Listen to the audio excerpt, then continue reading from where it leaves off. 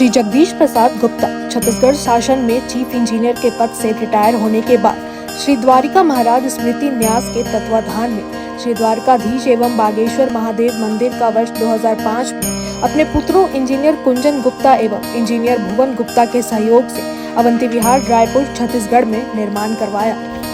श्रीमद् भागवत कथा, राम कथा, गीता तत्व, वेदांत आदि के तात्पर्य को व्यासपीठ से कहने के कारण संतों द्वारा इन्हें आचार्य श्री जगदीश भी कहा जाता है। अपना संपूर्ण जीवन परमात्मा की सेवा में दिया। उन्होंने परमात्मा भगवान श्री द्वारिकाधीश के दिव्य गुणों और कर्मों को लेकर अभी तक 15 ग्रंथ लिखे हैं, जिन ग्रंथों को भारतवर्ष के जगत गुरु और महापुरुष संतों के द्वारा आशीर्वाद प्राप्त हुआ है।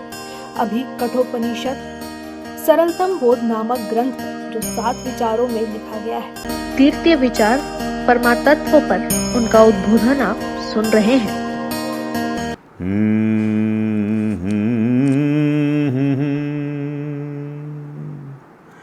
जीवन का मैंने सौंप दिया सब भार तुम्हारे हाथों में, रसराज तुम्हारे हाथों में।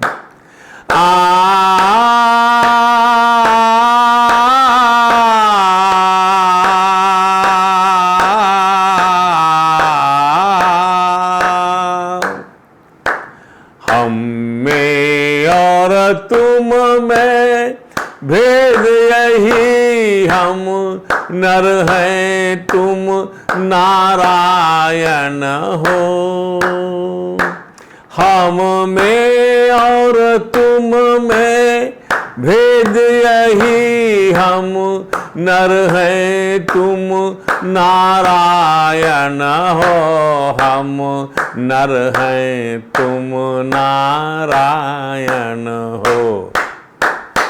हम हैं संसार के हाथों में, संसार तुम्हारे हाथों में, भगवान तुम्हारे हाथों में। जीवन का मैंने सौंप दिया सब भार तुम्हारे हाथों में, ब्रजराज तुम्हारे हाथों में।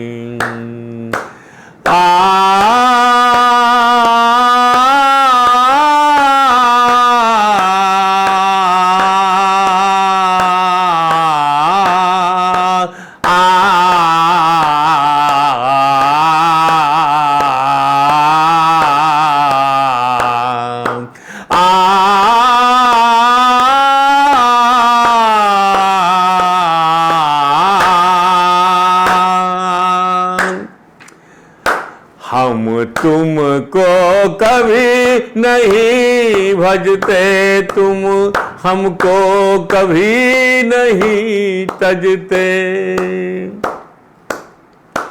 हम तुमको कभी नहीं भजते, तुम हमको कभी नहीं तजते। तुम हमको कभी नहीं तजते।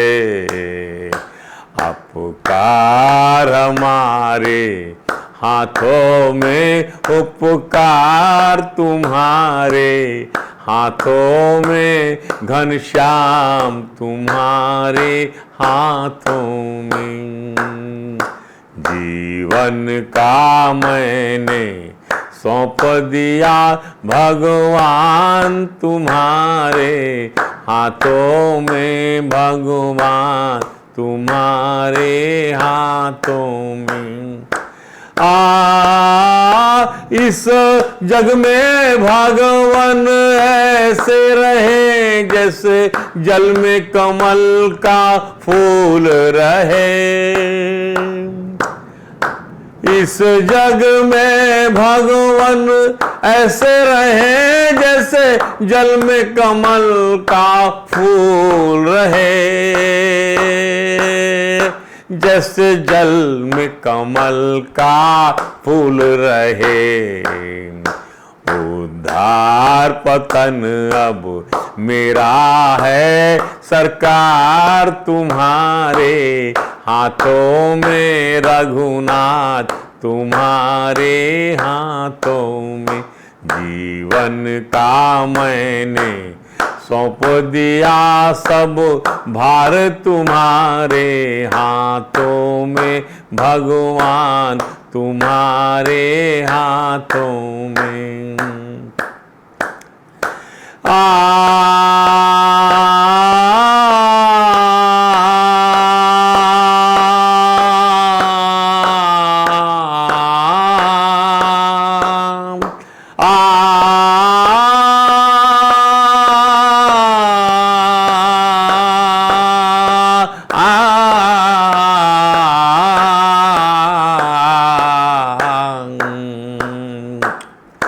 इस जीवन की अभिलाषा है, एक बार तुम्हें मैं पा जाऊं।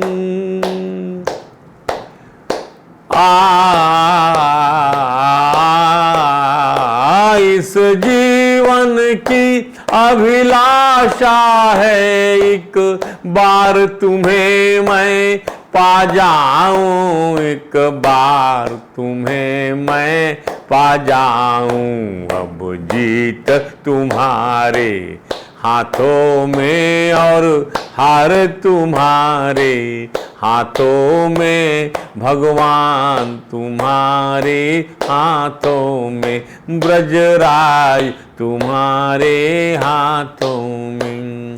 हरे राम राम राम हरे हरे, हरे कृष्ण कृष्ण कृष्ण हरे हरे। हरे राम राम राम हरे हरे, हरे कृष्ण कृष्ण कृष्ण हरे हरे। बोलिए परात्पर परम त्रिलोकीनाथ भक्तवांछा कल्पतरु भक्तवत्सल कृपणवत्सल शरणागत वत्सल भगवान श्री द्वारकाधीश महाराज की जय। भगवान श्री बांके बिहारी लाल की जय। भगवान श्री राज बिहारी लाल की जय। भगवान श्री राधा दामोदर नाथ की जय। भगवान श्री राधा कृष्ण सरकार की जय। श्री सद्गुरु भगवान की जय। समस्त गुरु भगवान की जय। श्री चैतन्य महाप्रभु जी महाराज की जय। देवर्षि नारद जी महाराज की जय। भगवान श्री व्यास जी महाराज की जय। परम भागवत भगवान श्री सुखदेव जी महाराज की जय। जय श्री राधे, जय जय श्री श्याम। आइए कठोपनिषद सरलतम बोध के पंचम विचार में आज हम प्रवेश करते हैं। पंचम विचार का नाम है परमात्म तत्व को जानने और प्राप्त करने का सर्वोत्तम साधन। किस प्रकार से बेस्ट जो साधन है जिससे हम परमात्मा को जान सकें और प्राप्त कर सकें, ऐसा सर्वोत्तम साधन क्या है, कौन सा वह मेजर है। इस मेजर से द बेस्ट मेजर जो वेदांत ने बतलाया है कि हम परमात्मा को तत्व से जान सकें और हम उसको प्राप्त कर सकें। इस कड़ी में भगवान यम ने अगला मंत्र बताया है। कठोपनिषद के प्रथम अध्याय की हम तीसरी वल्ली में प्रवेश करते हैं। तीसरी वल्ली का प्रथम मंत्र है क्या?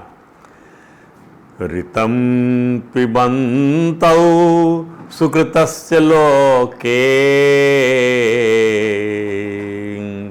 गुहां प्रविष्टौ परमे परार्धे। ऋतं पिबन्तौ सुकृतस्य लोके गुहां प्रविष्टौ परमे पदार्धे। छाया तपौ ब्रह्मविदो वदन्ति पंचाग्नयो ये चा तृणानि चेतः।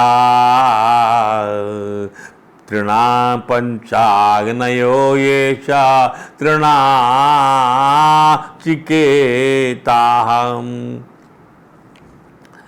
क्या अर्थ है इसका? सुकृतस्य लोके, अरे इस मनुष्य के शरीर को सुकृत, ये मनुष्य शरीर बड़ी ही सुकृति से आपको प्राप्त हुआ है।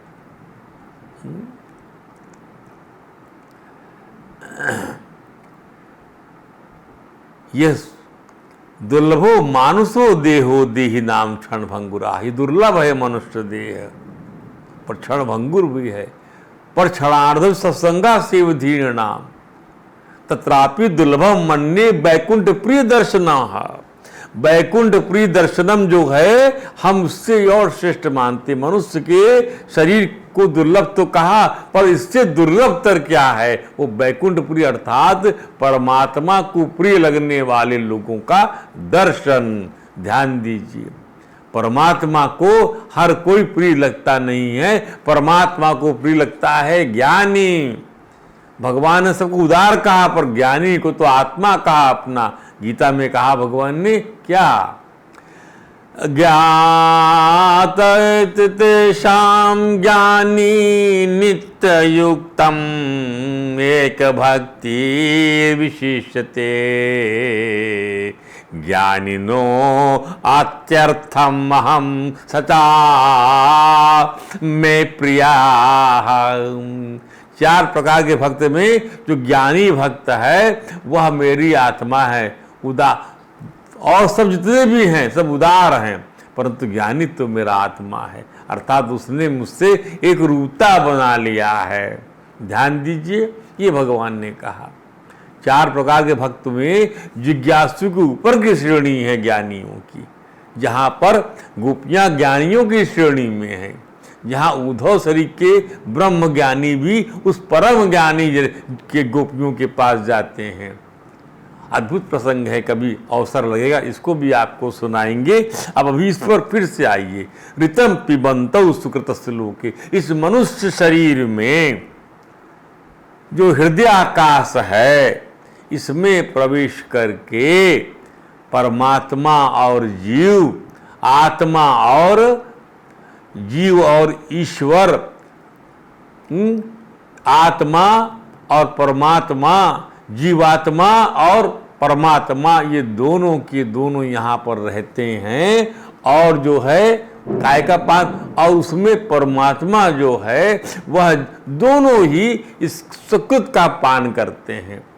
पिबंतौ, पिबंतौ गुहा परमे परार्थे, ये परम हृदय आकाश में परमात्मा का जो निवास स्थान है उसको कहा जाता है परार्धे, परम परार्धे। यहाँ पर वो रहते हैं और रहकर क्या करते हैं? वह ऋतम पिबंतो, ऋत माने सत्कर्म का फल, उसका वह दोनों पान करते हैं। अब इसको, इन दोनों को, ये जो पान, जो जीवात्मा है और परमात्मा है, इसको क्या कहते हैं? जो ब्रह्म के जानने वाले कहते हैं ये छाया तप सरिका ये लोग रहते हैं। छाया और तप, ध्यान दीजिएगा, इस श्लोक की और विवेचना हुई। छाया और तप, शैडो और लाइट, ये दोनों शैडो लाइट सरीके हैं। जहाँ जीवात्मा शैडो है और परमात्मा और आत्मा जो है वो क्या है? वह जो है परम प्रकाश है। ध्यान दीजिए, पंचाग्नि चतुर्णाजिकेता, जो पंचाग्नि के जानकार, पंचाग्नि उपासना करने वाले हैं और जो त्रिनाचिकेत अग्नि की उपासना करते हैं निष्काम भाव से और परमात्मा को प्राप्त करते हैं, त्रिनाचिकेत अग्नि का अनुष्ठान करके, यज्ञ उपासना करके और पंचाग्नि की उपासना करते हैं। क्या? जिसमें जो है 5 प्रकार की अग्नि होती है।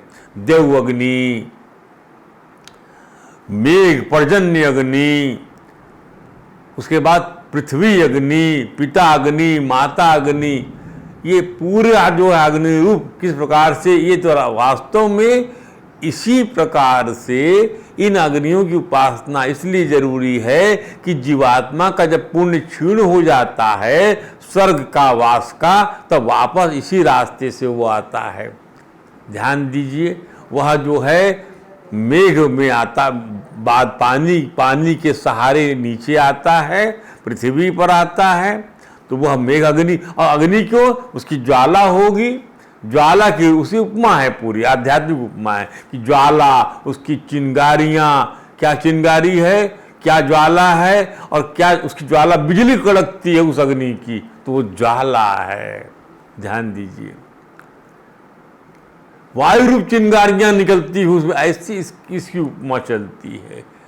अब वह नीचे पृथ्वी में आता है जल के साथ में, और फिर वो जो है किसानों के खेत में जाता है, तो सस्यम इव आ जाते पुनः, सस्यम इव पचनते, सस्यम ई आ जाते, अनाज सरी के पकता है। मनुष्य के चौथी अग्नि कौन सी है, पुरुष रूपी अग्नि, वहाँ वो शुक्र के रूप में जाता है, अन्न के माध्यम से अन्न जब खाता है पुरुष, और वो जाकर फिर योषित स्त्री रूपी योषित माने योनि में जाकर उस अग्नि में जाता है, वहाँ वो पकता है, वहाँ वो जो भ्रूण जो है वो जीवात्मा के संसर्ग में आते हुए वो पैदा होता है।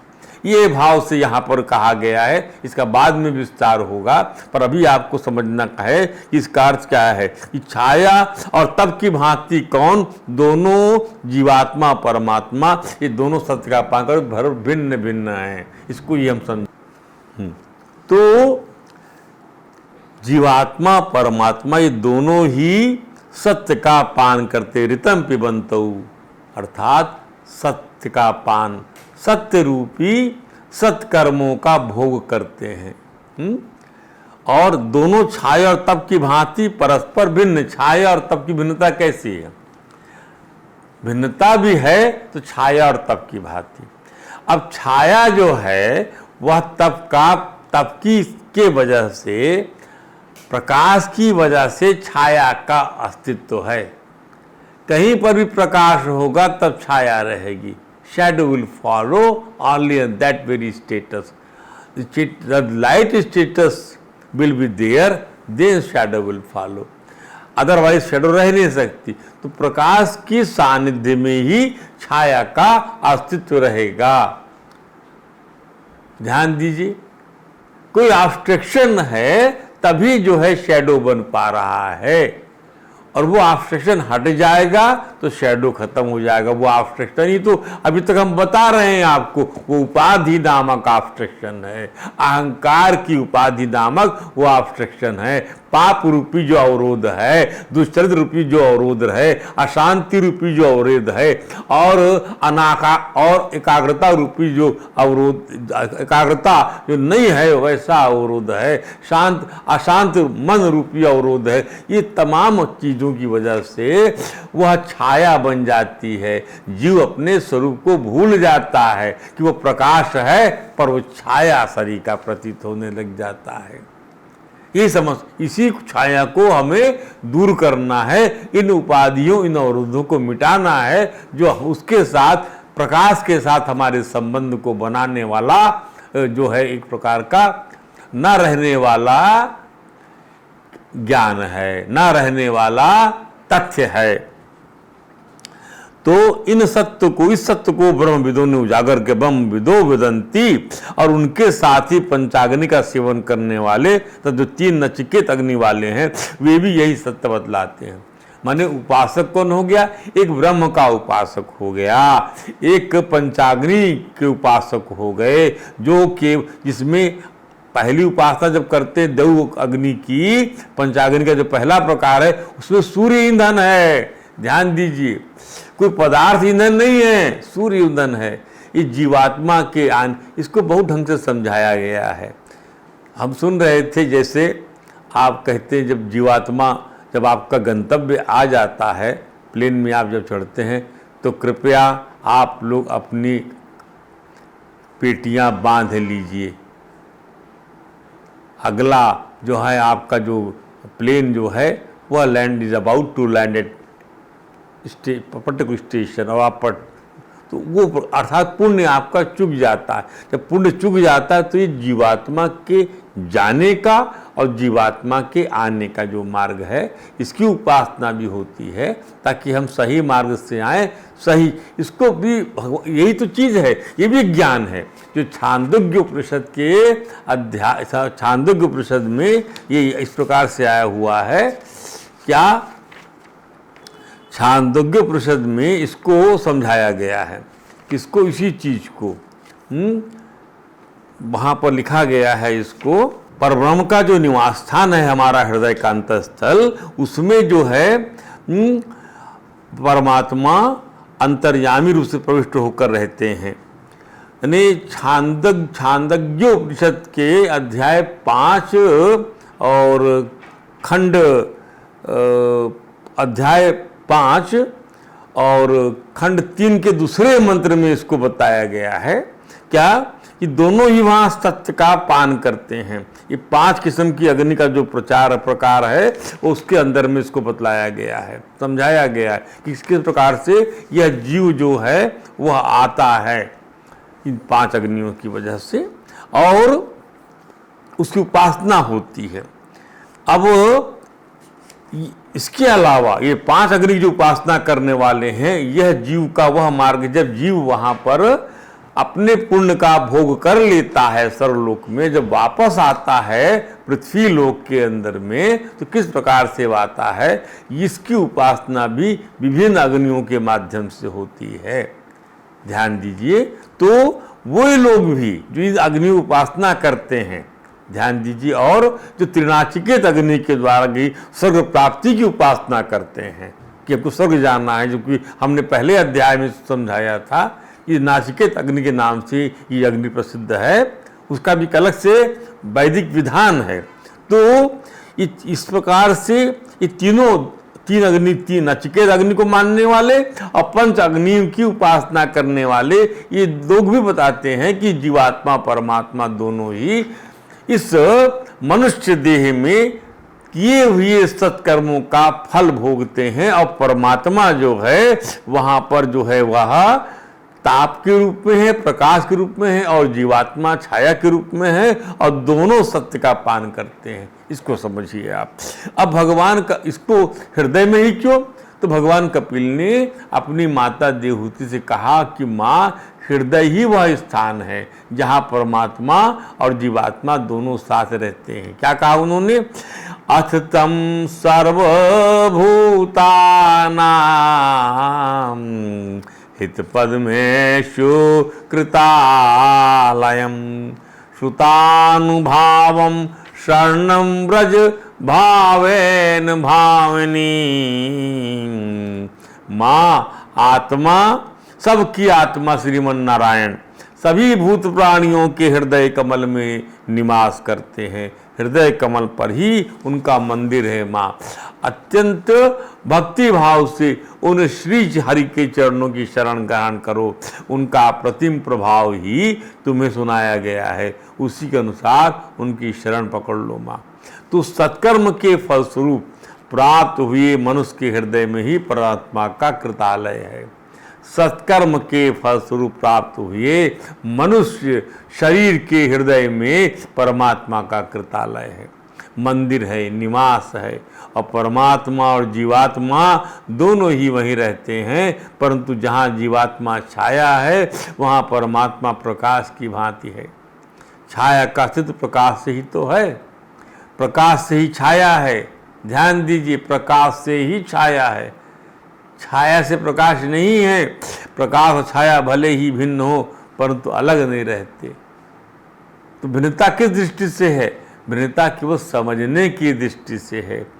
भिन्नता केवल समझने की दृष्टि, भिन्नता केवल अहंकार रूपी अवरोध के फलस्वरूप है, उपाधि रूपी अवरोधों के फलस्वरूप भिन्नता है, जिसके लिए वेदांत कह रहा है। कब समझेंगे आप कि जो वो है वही तुम हो। ध्यान दीजिए, वो वही तुम, इसको भगवान सनत कुमारों ने इस प्रकार से समझाया। तत्वं नरेंद्र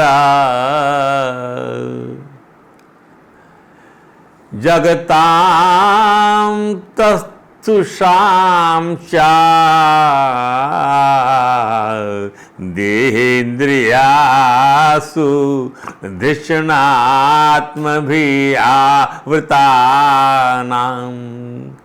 यह क्षेत्रवित् पतया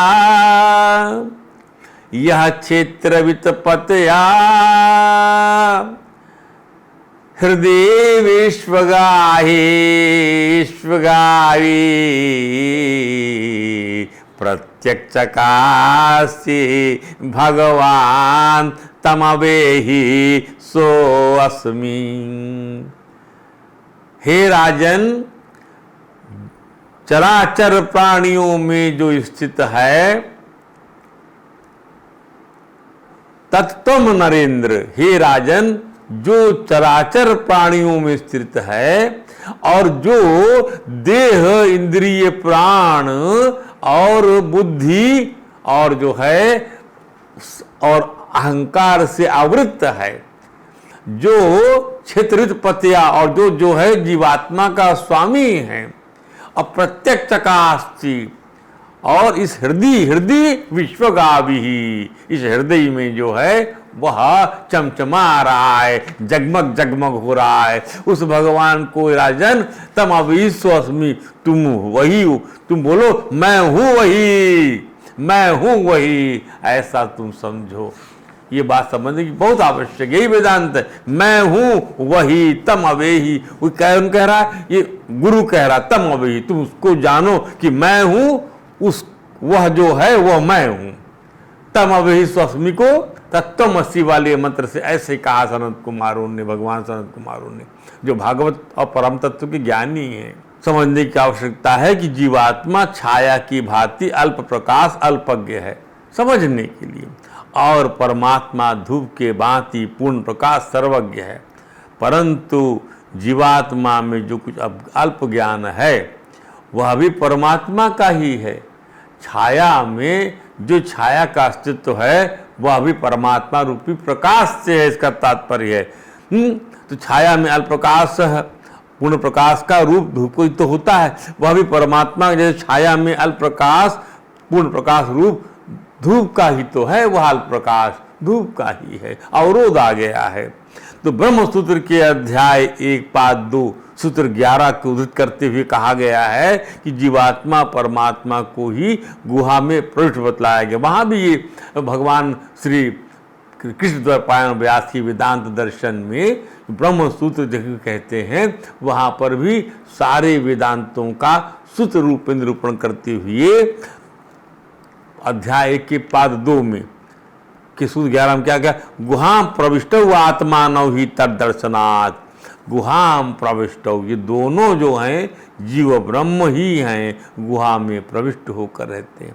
तो ऐसा देखा गया है। तद दर्शनात्, जीव को छाया रूप इसीलिए कहा गया है कि वह सांसारिक भोगों से आबद्ध है, सांसारिक भोगों से आबद्ध है, इसीलिए उसको क्या कहा गया? छाया रूप कहा गया है।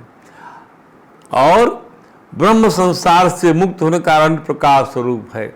अब देखिए, भोगों से आबद्ध है, सांसारिक भोगों से, तो सांसारिक भोगों का जिस वजह से जो बद्धता आती है वह आत्मा के द्वारा शरीर को, इंद्रिय को, प्राण को ये अपना रूप मानने की वजह से आती है। तो आप बाध्य हो गया, जबकि वो उससे परे है। उन सबको वह जो है, सबको वह जीवन दे रहा है।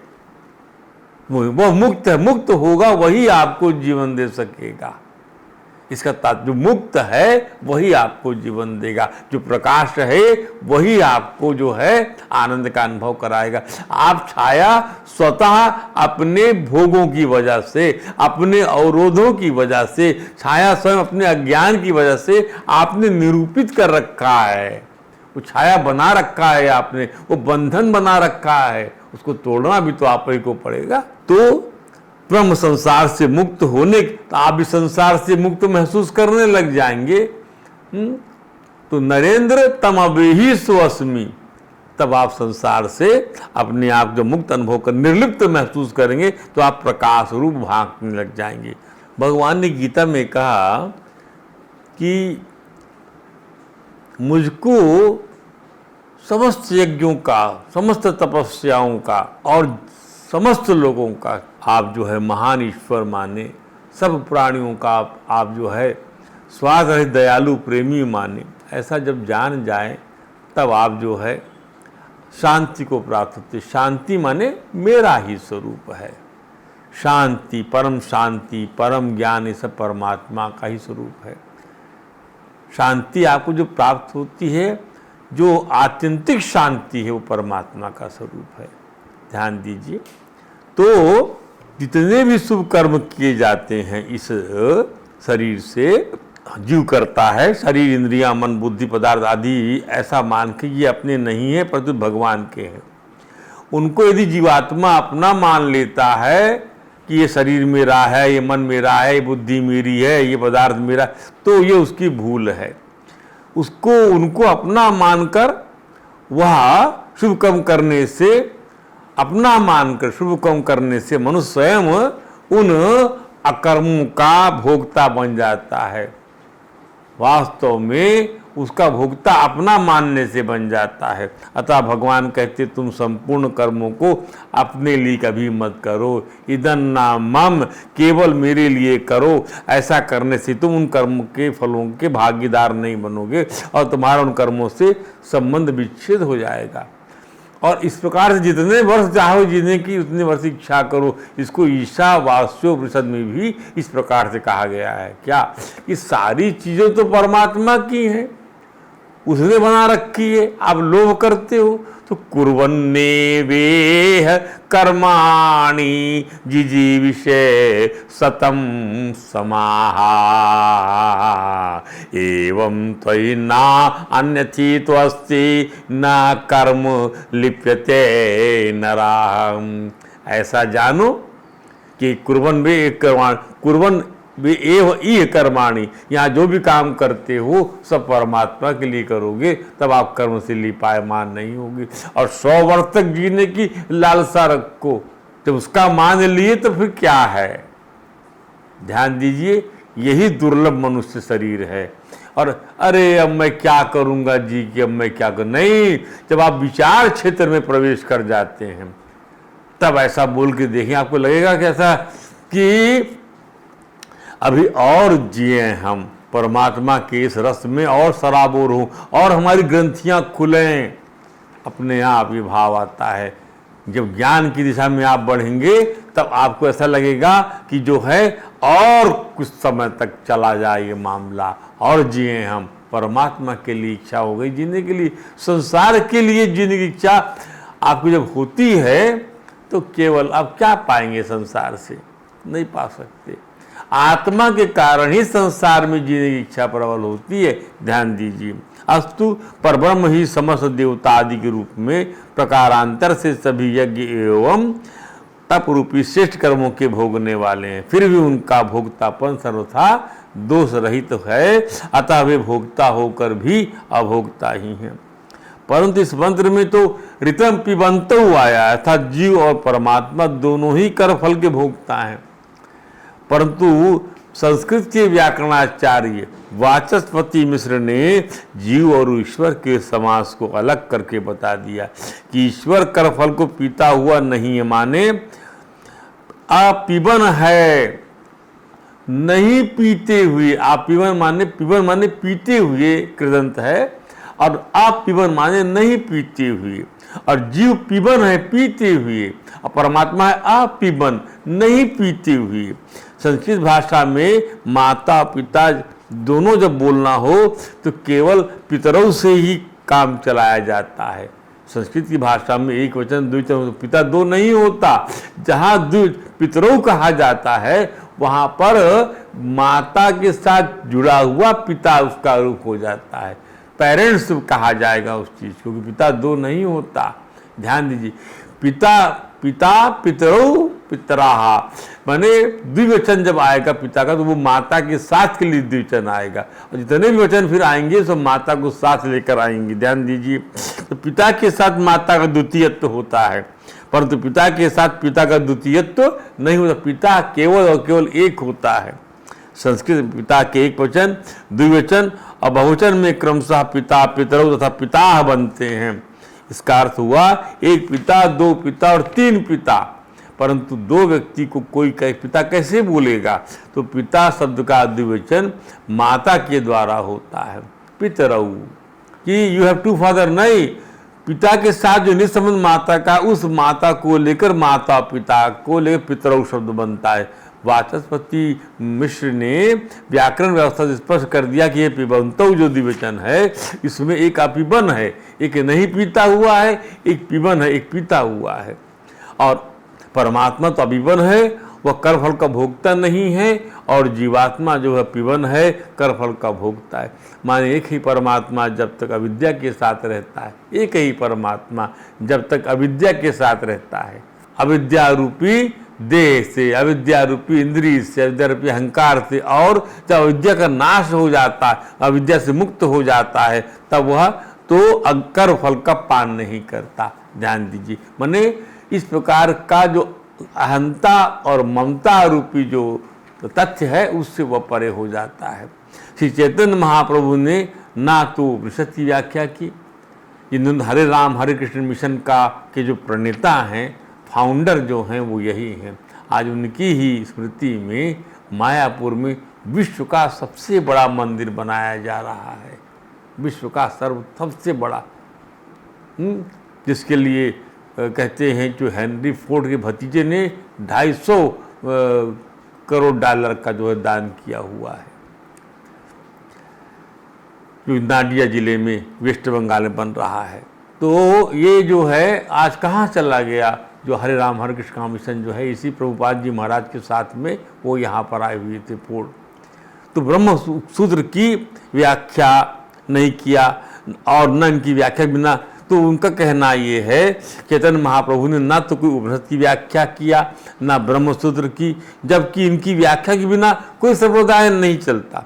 जब चैतन्य महाप्रभु की ये बात उल्लेखनीय है कि उपनिषद और ब्रह्म सूत्र जैसे वेदांत दर्शन की व्याख्या थी तो श्रीमद् भागवत है, अस्तु गौरांग महाप्रभु ने श्रीमद् भागवत के रहते किसी अन्य व्याख्या का प्रतिपादन नहीं किया है।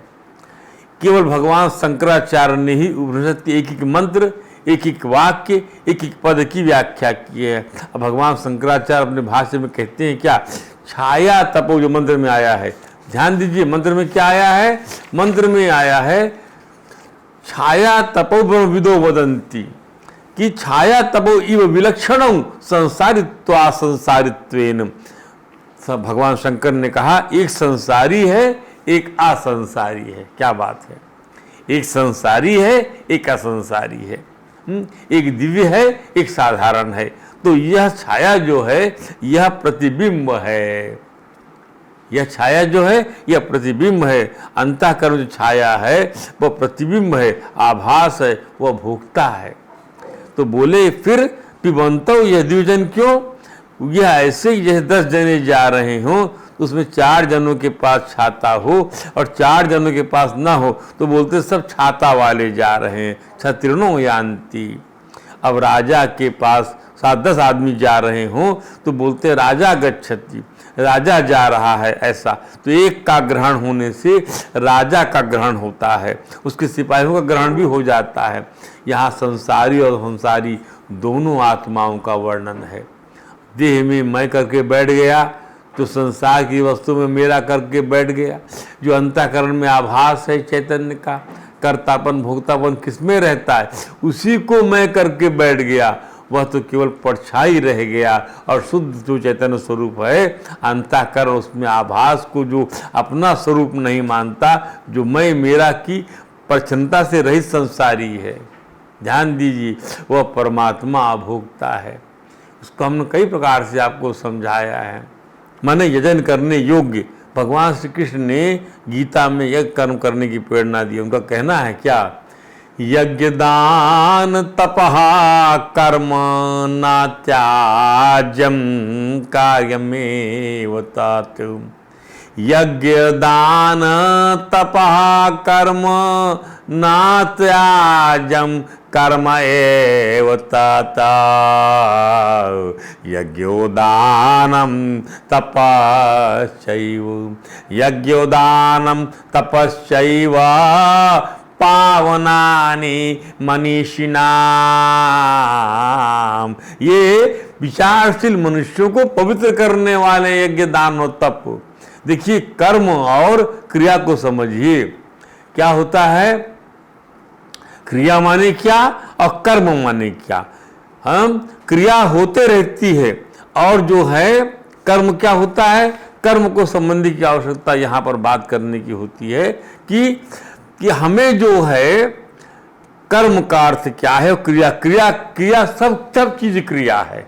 सब जब हमारा अहंकार उससे जुड़ जाता है तब वो कर्म बन जाता है। तो हम अपने अहंकार को क्रिया में न जोड़ने दें, उसको होने दे जैसा होती है। अपने अहंकार को न जोड़ के हम करेंगे तो ऐसा कर्म भगवदी कर्म बन जाएगा। ऐसी प्रार्थना हमको परमात्मा से करनी चाहिए। तो इसलिए एक क्रिया होती है, कर्म होता है और एक कर्मयोग होता है। तो आप समझ लीजिए, शरीर बालक से जवान, जवान से बूढ़ा एक क्रिया है। क्रिया से ना पाप होता, ना पुण्य, ना बंधन। जैसे गंगा जी का बहना क्रिया है। अतः कोई डूबकर मर जाए अथवा खेती आदि जैसा कोई परोपकार हो जाए तो गंगा जी को पाप पुण्य नहीं लगता। जब मनुष्य क्रिया से संबंध जोड़कर कर्ता बन जाता है तब वह क्रिया फलजनक कर्म बन जाती है। इसी सब बातों को आपको अगले प्रवचन में समझाया जाएगा। आज के लिए इतना ही। बोलिए हरे राम राम राम हरे हरे, हरे कृष्ण कृष्ण कृष्ण हरे हरे।